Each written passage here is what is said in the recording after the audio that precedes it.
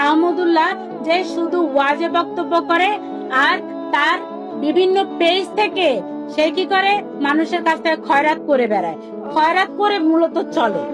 হ্যাঁ, আপনারা এই আহমদুল্লাহর ওয়াজ দেখাও বন্ধ করে দিন এবং সরকারের কাছে আমি আহ্বান জানাবো আহমদুল্লাহ যতগুলো ফেসবুক ইউটিউব পেজ আছে সব বন্ধ করে দেন। সে একটা ইউটিউবার, সে ফেসবুকে এই ওয়াজ দিয়ে সে টাকা রোজগার করে, কোনো হুজুরি না।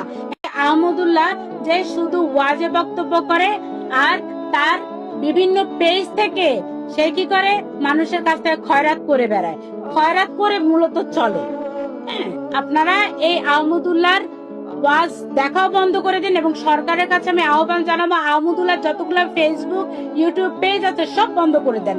সে একটা ইউটিউবার, সে ফেসবুকে এই ওয়াজ দিয়ে সে টাকা রোজগার করে, কোনো হুজুরি না।